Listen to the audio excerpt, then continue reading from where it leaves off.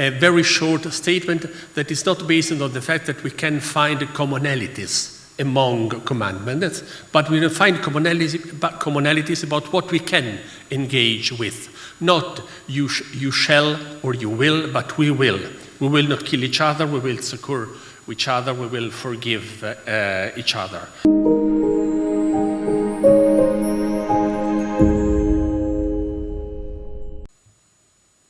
Thank you very much.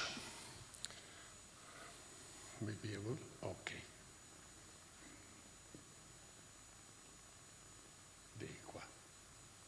Bene. Buonasera, grazie.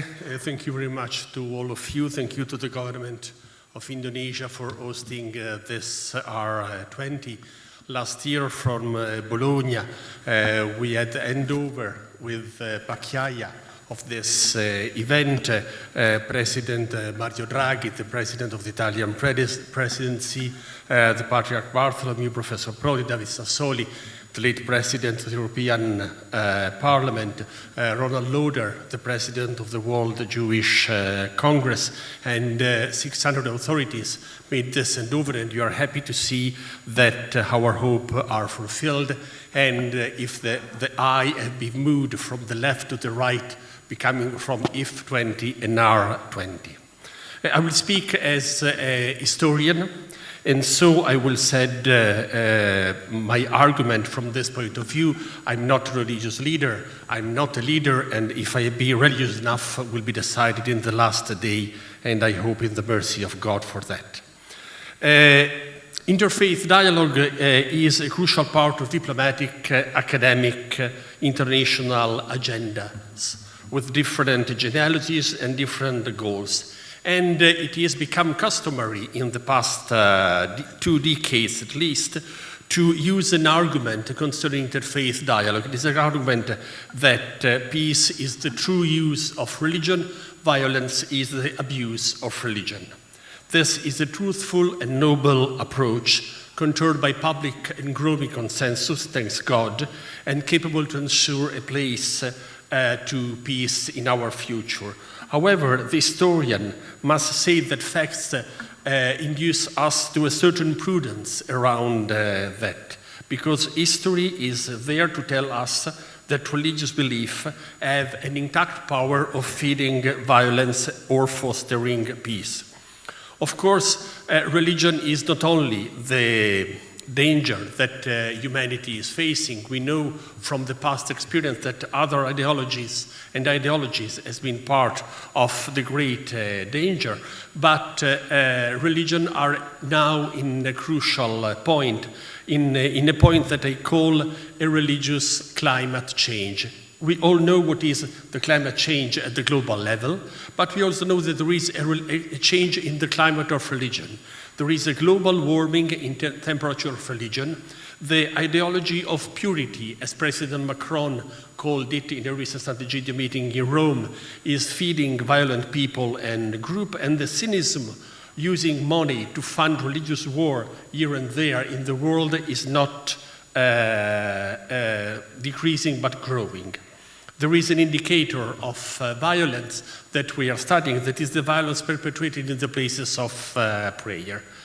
We started in Bologna and Palermo to work on this because there is a point that already impressed me in the Bible. This is Viligelmo in Modena 12:10. That is the murder of Cain and Abel. That is there to say to us that in front of the altar, fraternity and fratricide starts together. And so we know that in our past history we have something that calls us from a common mourning, that is not only the violence perpetrated in the name of God by the abusers, but mostly the violence perpetrated in the places of prayer. Since 9 October 82, the date of a Palestinian attack to a Roman synagogue in which a boy of 2 years old, Stefano Taché, was killed, up to now, we have counted more than 2,000 of crimes with dozens of thousands of victims. And these victims demand to us a common mourning in order to be recalled and remembered as part of the tragedy and the hope that we bring into the international arena.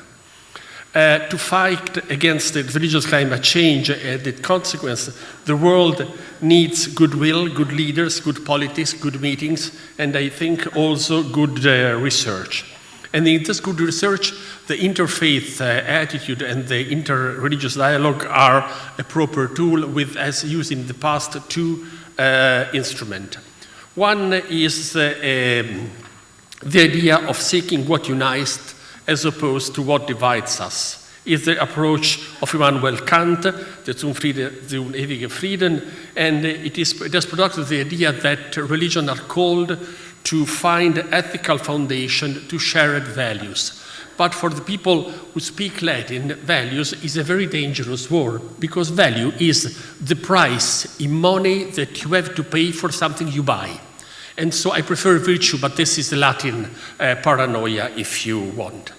The other approach that is less used, it represented by an idea of Simone Weil in 1941. Each religion alone is true. That is to say, that at the moment that we are thinking on it, we must bring as much attention to bear on as if it were nothing else. It is in the same way each landscape, each picture, each poem, each artwork is alone beautiful. A synthesis of religion implies a lower quality of attention. A higher quality of attention means so to find the way to go beyond what has been done. In the past decades of interfaith dialogue, we have seen that for many times the same first mile have been done, returning always to that starting point, repeating more or less the same argument. And so what we have to ask is, what is the second mile that goes beyond what we are doing? The second mile, from the point of view of the historian, is represented on one side of the very crowded market of interfaith dialogue. There is much room for delegitimizing violence, and this is a blessing, but the point is that there is something that can go beyond a peaceful and a peace-producing rhetoric. There is a joke that I use in some of the conferences like this, that is that to have a conference in which people say that true lions are vegetarians is useless. Lions are not vegetarians, and the people of faith, the human being, for those who have read Augustine, are not vegetarians, are dangerous. And so to curb violence, you don't need to say that true lions are vegetarian. You need to reflect on the theological basis, on a historical basis, on a political basis. So you have to take a responsibility. There is a ceremony in the this is kind and double. Tiziana will go faster than expected. There is a ceremony in the rite of Shabbat that is named Avdallah. It's the moment separating the Shabbat from the profane time. It uses the same verb, separate, that is used in Genesis for the creation. In the creation, one of the separations that God makes is between the water below and the waters above. And there is an entire discussion in Talmudic wisdom and in patristic theology about what is keeping the waters above, and what is keeping the waters down. And they say, somebody says it is because they obey to the commandment of God, because they say that we're obliged to do this, and the other one says because God gave to them a responsibility. So what we have to work with is exactly this responsibility. We assume this responsibility at the end of one pandemic that we have identified, the pandemic of the COVID-19. But a prayer that was very common for my grandmother said, "A peste, fame et bello libera nos Domine." From the war, the famine, and the pestilence, free us, O Lord. So in Qoheleth, there is something talking about the healing.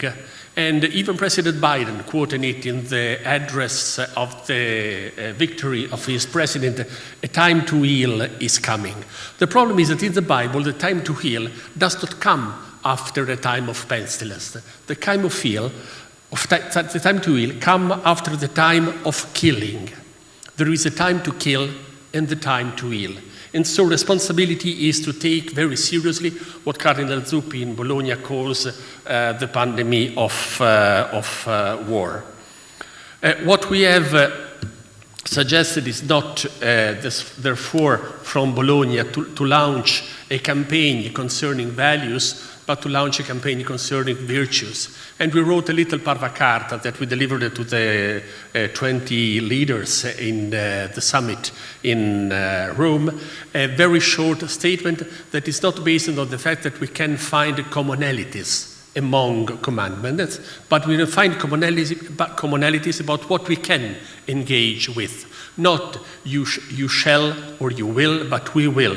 We will not kill each other, we will succor each other, we will forgive each other. Commitments that requires a specific condition, but each potential may consider this as implementation. So what? 5 concluding sentences.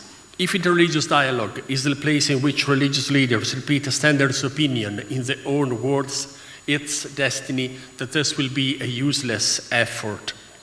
If theologies are asked to endorse the power of the most powerful ones, bringing their values among the other values, this will ignite rebellion. If religious pluralism is an easy sermon on fraternity to be kindly preached, it will never become a reality. If faith only serves to give motivational support to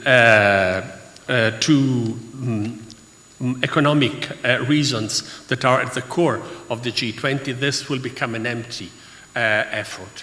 On the contrary, if faith and belief want to have a credibility that endures, they must adopt penance and truth, knowing that the Almighty knows everything on each of them, knows everything on each of us here, knows our intention.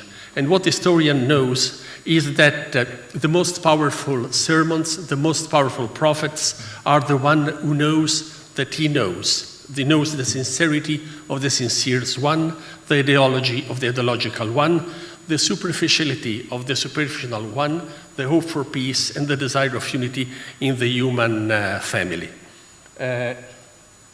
There is a sentence of Gregory the Great, Divine locia cum legenti crescunt, the word of God grows with the one who reads it, and I hope that the R20 will be a place in which we can read again the truth that has been revealed to us and offer to us a chance to assume our responsibility. Thank you.